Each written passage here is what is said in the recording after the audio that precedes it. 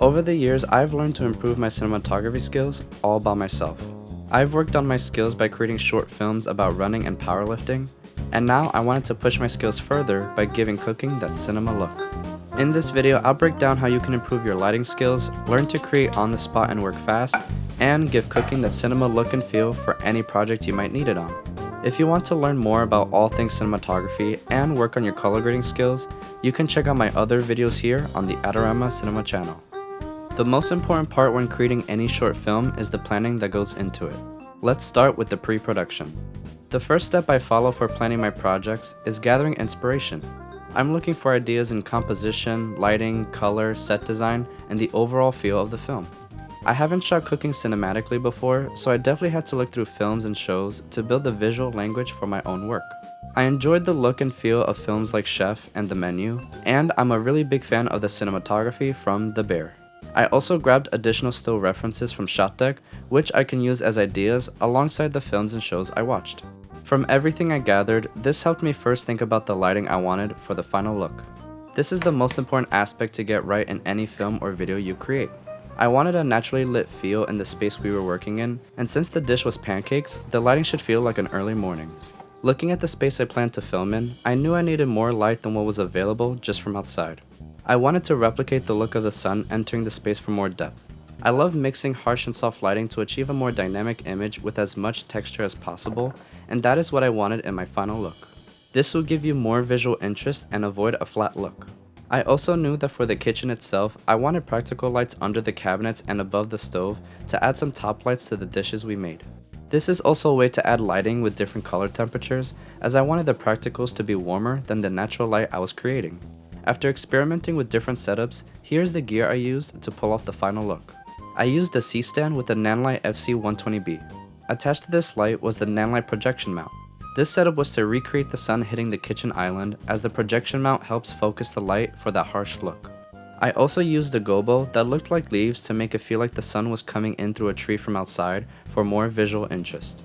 To increase the natural ambient lighting in the space, I used a regular light stand with the Zhun Molus B200, only with the reflector that comes with it. What helped increase the ambient lighting was lowering the shades in the living room, and since it was white, I just bounced the harsh light into that so as it reaches the kitchen, it feels more gradual and softens as it spreads. That's all I needed for the sun and the natural light look. For the practical lights under the cabinet, I got adjustable LED light bars from Amazon that can easily be installed and placed with magnets wherever I needed them. I placed one above the sink, one above the stove, and one in the back corner so there are splashes of light and dark throughout the space. I knew the light bar above the stove wouldn't be enough for the look I wanted when I shot closer up here, so when the light wasn't in frame, I actually replaced the bar with the LumeCube mini tube light for better quality light. Anyone can get these light bars to easily add practicals in frame, and if you want more out of your lighting, then you can invest a little more in proper lights, but it's not mandatory. I wanted to keep the lighting as simple as I could so I can easily move around the environment and film where I needed to for the compositions I wanted. Speaking of compositions, I knew I wanted to capture certain types of shots while filming. I knew I would use my Sony a7 IV as my main camera handheld, following the process from start to finish, and I had to always be on it to not miss a moment. But I also wanted to capture top-down shots to add visual variety to the overall project. So I used the Sony FX3 as my B camera on another C-stand to get that perspective. Using two cameras isn't always mandatory for what you want to create, but when you need to work fast, this might be essential to get every shot you want. This allowed me to keep the FX3 on the C-stand throughout the whole shoot, get those shots I needed, and not miss shots down below with the a7 IV. I had the Sony GM 24-70mm on the a7 IV, which is more like a 24-105mm when utilizing the crop mode, and I had the Tamron 28mm f2.8 lens on the FX3 the whole time. With all of the gear out of the way, it's time to create. I first practiced filming the cooking process a few weeks before we planned to film without the lights. Here, I just focused on composition and camera focus. This showed me it would be a challenge, but it was a challenge worth taking to help me push my skills further. This helped me think about where I wanted to place the camera at different parts of the process, and when I should use the top-down rig for certain moments. Once I brought all the lighting gear for the final filming, I did additional camera tests the day before the actual shoot, practicing the lighting so I could be ready on the day of filming. The more prep you put into your projects, the easier and better the outcome becomes. Now let's go through the behind the scenes to show you how I captured everything. Since this is a morning feel with pancakes, I wanted to start this short film with her making coffee. This first shot of her placing the cookbook on the kitchen island is one of the very few shots in which the camera is on a tripod. Besides the top-down shots on the C-stand, there are maybe just 3 shots where the camera was static. I wanted to go mostly handheld because I wanted the cooking process to have an organic and natural feel that wasn't perfectly still, as I think that matches the feel of cooking. You can see in some of the BTS that I built out the A7 IV to make the camera heavier and reduce the micro jitters you could get on a lighter setup. Many of the shots you see are handheld and leveled with what I wanted to focus on. Whether it was placing the bowl down, turning on the stove and seeing the flame, or adding the ingredients. I stuck to tighter shots as I wanted to focus on what the chef is doing, so you as the audience see the process and the steps.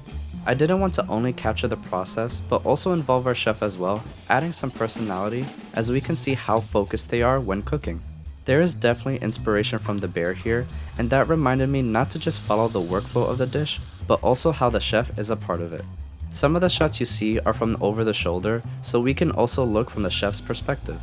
To get these shots, I had to stand on a stool to be high enough so their arms or shoulders were not completely blocking what I wanted the focus to be on. This also adds visual interest to the look as I am dirtying up the frame. That's when you add foreground elements that partially block the main subject to dirty up the frame as opposed to a clean shot. I did this technique not only over the shoulder but in many other shots, using the ingredients as ways to add layers. This is a way to add depth and variety when other shots don't have anything blocking the action. Dirtying up the frame can also add to the chaos of cooking or whatever story you're trying to tell. So the 3 main shot types I utilized throughout were the tight leveled shots to capture the details and texture of the cooking, the over the shoulder shots to dirty up the frame further and give a little more perspective, and the top down with the FX3 on the C-stand. Having a second camera body made this process faster and easier to set up when I needed this angle. I wanted to make this more of a specialty shot to utilize, so I planned ahead of time which moments during the cooking process should be shot like this to not question myself on the day of. This intro shot was one of the early ideas I always had with this setup. Placing all the ingredients on the table as well as a nice mini montage effect as each one goes down. The shot above the stove, placing the batter, and flipping the pancake was another must get for this, especially being able to cut between the close-up shots to this one. And the final look of the finished dish as she is serving the food on the kitchen counter. The 20mm was a great all-around lens for this look. And of course, you have to get a final shot of the chef trying their own food. With the filming done, I go into the editing to put the full thing together. If you want to check out the final short film, you can see it on my YouTube channel, along with the behind the scenes of the second dish we made in this film. Overall, I am happy with how this turned out, but there's always room for improvement, and I'll share some things I learned from this experience. The first thing I always take away from this is that planning really does matter. The more you plan or prep in advance, the better the final outcome will be. I was really happy with how the lighting turned out because I gave myself time before the shoot to do proper tests. I did trial runs of the filming so I know how I should work with my camera, switching between autofocus and manual. I still wasn't as perfect as I'd like to be, but I am better now than I was before creating this. Also, speaking on lighting, I'm glad to be experimenting more with mixing harsh and soft lighting styles, as I don't want to only stick with softer lighting to give my look more texture and interest. The last thing I think we should all take away from this is to push ourselves more to film things we haven't done before.